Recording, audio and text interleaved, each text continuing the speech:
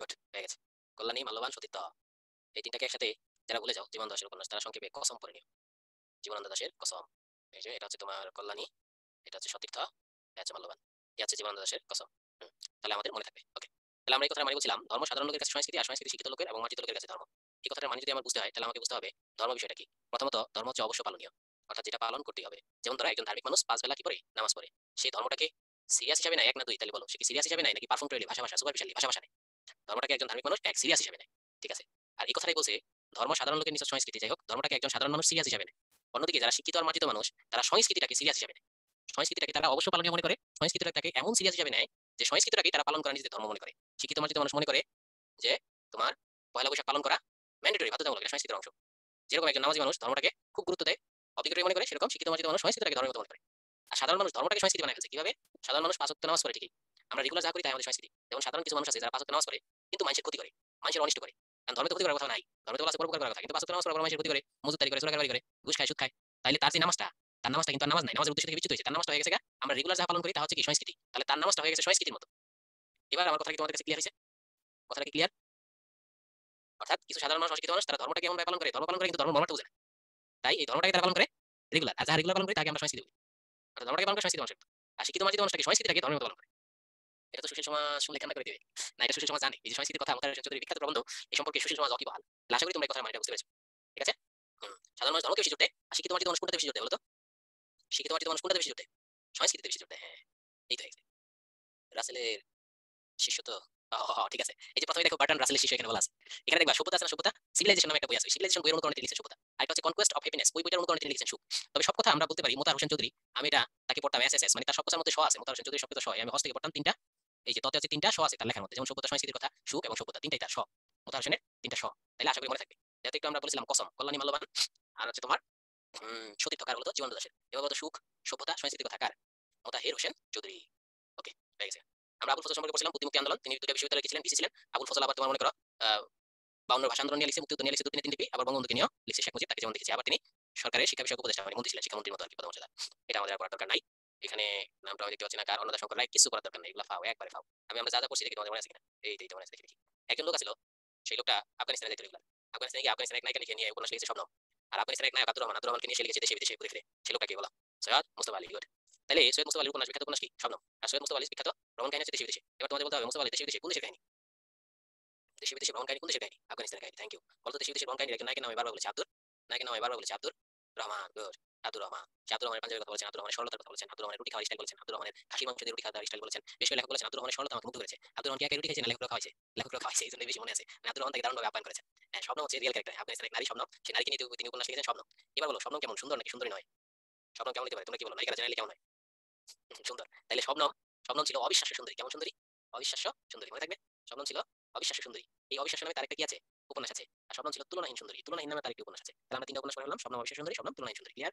এমনিতে আফগানিস্তানের মেয়েরা সুন্দর হয়। থ্যাংক ইউ, ঠিক বলেছো। তাহলে যেহেতু আফগানিস্তানের নায়িকা, তাহলে সুন্দর হবে। এবং কেমন সুন্দরী? অবিশ্বাস্য সুন্দরী, তুলনাহীন সুন্দরী। তাহলে তার তিনটা উপন্যাস আমরা পড়ে গেলাম। এক হচ্ছে শবনম, সে কি তুলনাহীন সুন্দরী, সে হচ্ছে অবিশ্বাস্য সুন্দরী। আর মনে রাখবা শহরিয়ার, শহরিয়ারকে আমরা শাহরিয়ার করতে পারি। শবনমের বিয়ে হয়েছে কার সাথে? শাহরিয়ার সাথে। এই চারটা উপন্যাস পড়লে হবে, তার দেশে বিদেশে পড়বা।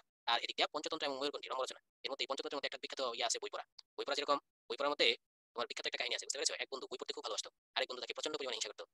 বুঝতে পেরেছো? পরে এক বন্ধু তাকে বই ধার দিছে, সে বই পড়ছে। আর ওই বন্ধুকে হত্যা করার জন্য বইয়ের কোনায় কোনায়, বইয়ের পৃষ্ঠায় পৃষ্ঠায় বিষ মিশায় রাখছে। যখন সে আঙ্গুলের মধ্যে সেপ লাগায়া বইয়ের পৃষ্ঠাটা উঠাইছে, উঠাইবার পরেই তোমার সেই বিষটা তার জিহ্বার মধ্যে গেছে, সে মারা গেছে। এই বই পড়তে গিয়ে জীবন দিছে। আর মুস্তাফা আলী বলেছেন বই পড়ে কেউ দেউলিয়া হয় না। বা এই বই পড়া কিন্তু মুস্তাফা আলীর একটা গল্প আছে, আবার বই পড়া কিন্তু তোমার কারেক্ট গল্প, কারেক্ট ইয়ে আছে, প্রবন্ধ আছে।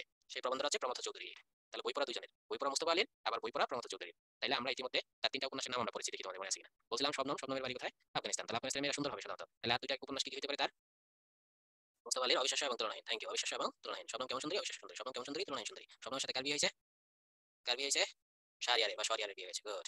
আর পঞ্চতন্ত্র, পঞ্চতন্ত্র মানে কি জানো? পাঁচমিশালী ইত্যাদি। এই পঞ্চতন্ত্রের মধ্যে তার একটা বই পড়ার কাহিনী আছে। আর মুস্তাফা আলী বই পড়ার পক্ষে ছিলেন, তাই তিনি বলেছেন বই পড়ে কেউ দেউলিয়া হয় না। মুস্তাফা আলীর বিখ্যাত সংলাপ, বই পড়ে কেউ দেউলিয়া হয় না, এই সংলাপটা এখানে দেওয়া উচিত ছিল। তার পঞ্চতন্ত্র বইয়ের মধ্যে লেখা, বই পড়ে কেউ দেউলিয়া হয় না, মনে থাকবে। আর এই দুটো পড়বা, চাচা কাহিনী, টুনি ম্যাম, ছোটদের গল্প। এর বাইরে আর তার সম্পর্কে কিছুই পড়ার দরকার নাই। তাহলে মুস্তাফা আলী আমাদের ক্লিয়ার হলো। পারা যাবে না মুস্তাফা আলী? তোমরা তো সবই পারো, দেখতে পারো কিনা?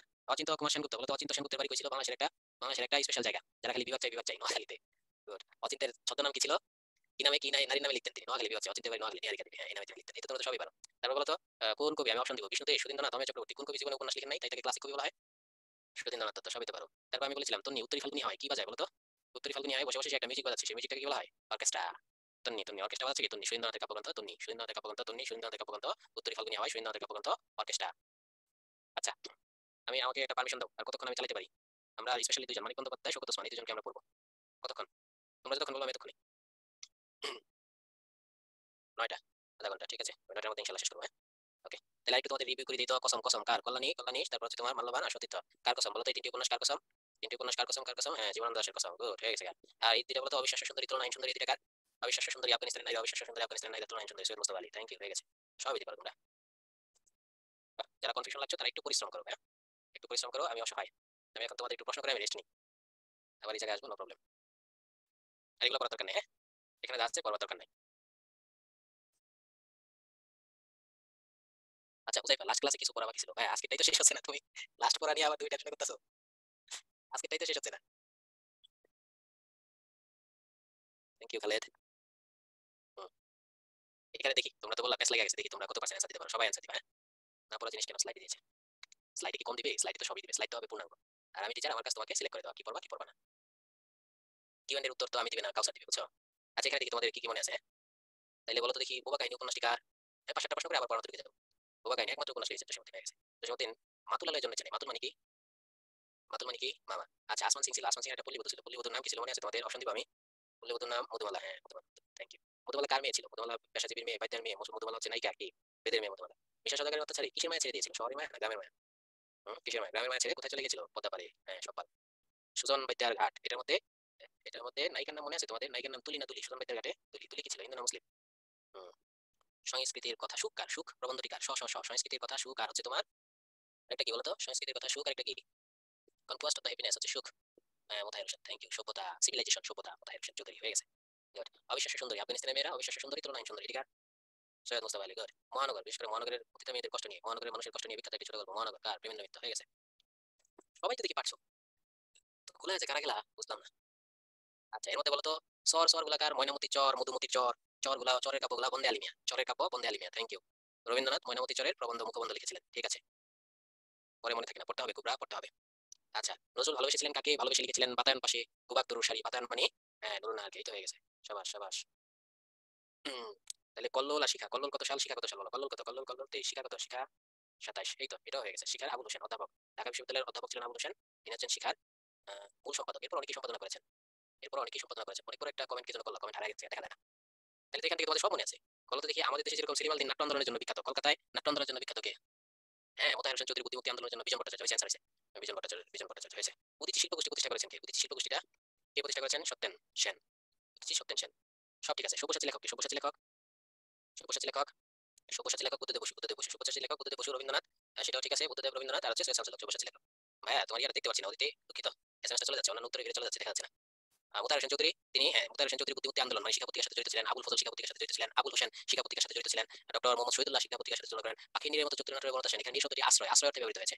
এখানে নির্মাণ কি? আশ্রয়। আমি ধরেন পুরুষ, সারাদিন 24 ঘন্টা বা 12 ঘন্টা বাইরে পরিশ্রম করে আমি আশ্রয় নিয়ে কার কোলে? স্ত্রীর কোলে, ওয়াইফের কোলে, এই হচ্ছে আশ্রয়। আর স্ত্রী হচ্ছে পাখির নীড়। পাখি যেরকম 24 ঘন্টা টানা ঝাপটায় গিয়া পাখি কোথায় আশ্রয় নেয়? পাখি সারাদিন ডানার উপর ভর করতে করতে করতে করতে সে টায়ার্ড হয়ে ক্লান্ত হয়ে পাখি আশ্রয় নেয় কোথায়? তার বাসায়। সেরকম আমি একটা পুরুষ 12 ঘন্টা বাইরে কাজ করে গিয়ে আশ্রয় নেই কার কোলে? ওয়াইফের কোলে, এই হচ্ছে ঘটনা। তাহলে বোঝা গেছে এখানে নীড় কি অর্থে ব্যবহৃত হয়েছে? আশ্রয় অর্থে। ভাইয়া আমরা কোথায় আশ্রয় নেবো? প্রেমিকার কোলে আশ্রয় নেবেন? আমাদের তো কোলের অভাব নাই ভাইয়া, আমাদের তো এক কোল। তার এক কোল নেই, তার বহু কোল আছে। আমাদের তো একটা, আমার আছে কাউসারের একটাই, ঠিক আছে। অন্যরা ঠাই দিবেও না আমাদের। যাই হোক, তাহলে তো সবই পারেন।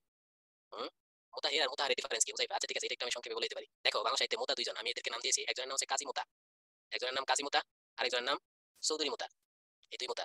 একজনের নাম পুরোটা হচ্ছে কাজী মোতা, এর নাম হচ্ছে ডক্টর কাজী মোতাহার। এই মোতা পর্যন্ত ঠিক আছে, কিন্তু এখানে এসে আলাদা হয়ে গেছে, মোতাহার হোসেন, এতটুকু শেষ। আরেকজনের নাম হচ্ছে মোতাহের, এই বেটা আবার মোতাহের হোসেন, এরপর আবার বাড়বে চৌধুরী। তাই আমি দুজনের নাম দিয়েছি, একজন কাজী মোতা আর একজন চৌধুরী মোতা। এর জন্ম আমার জানা মতে 1903 সালে মনে হয় এর জন্ম। আর এর জন্ম মনে হয় 1898 সালে। নজরুলের বন্ধু এটা, এটা নজরুলের বন্ধু। কাজী মোতাহার হোসেন চৌধুরী, এটা নজরুলের বন্ধু। আর এরই কাজিনের নাম ফজিলাতুন্নেসা, যার প্রেমে পড়েছিল কে? কবি কাজী নজরুল। এই কাজী মোতার কাজী হচ্ছে ফজিলাতুন্নেসা। নজরুল কাজী মোতার সাথে বেড়াইতে গেছিল, বেড়াইতে গিয়ে ফজিলাতুন্নেসার প্রেমে পড়ে গেছিল। এই হচ্ছে নজরুলের বন্ধু। আর আমাদের যে সুখ লিখেছেন, সভ্যতা লিখেছেন, সংস্কৃতির কথা লিখেছেন, উনি হচ্ছেন মোতাহির হোসেন চৌধুরী। ইনি সাহিত্যিক হিসেবে বিখ্যাত, ইনি একজন বিজ্ঞানী হিসেবে, কাজী মোতা বিজ্ঞানী হিসেবে বিখ্যাত। বুঝাই ভাই, ক্লিয়ার হয়েছে কথাটা? কাজী কাজী, হ্যাঁ, কাজী মোতা কাজী নজরুল, মিল আছে। নজরুল কয়জনের প্রেমে পড়েছেন ওটা তো অগণিত, হিসাবের বাইরে। দুজনেই বিসিএস এর জন্য ইম্পর্টেন্ট না, দুজনে ইম্পর্টেন্ট না, এই লোক বেশি ইম্পর্টেন্ট বিসিএস এর জন্য। তার এই পরীক্ষা আসে সুখ কার? মোতাহের, সভ্যতা কার? মোতাহের, সংস্কৃতির কথা কার? মোতাহের। এই তিনশো হচ্ছে মোতাহের। তাইলে আমি দেখতে পেলাম তোমাদের পারফরমেন্স ভালো, তোমাদের তো সব মনে আছে। আমার মনে হয় যারা একটু ভুলে যাচ্ছ, তারা অ্যান্সার করো নাই, এই জন্যই আমার কাছে সবার পারফরমেন্স খুব ভালো মনে হচ্ছে। সব মনে আছে তোমাদের? বলো তো দেখি, সাজু আর রূপাইয়ের কাহিনী, কোন অঞ্চলের কাহিনী সাজু আর রূপাই, এদের বাড়ি কোথায়? জসীমউদ্দিনের সাজু আর রূপাইয়ের বাড়ি ময়মনসিংহে। ওকে, হয়ে গেছে।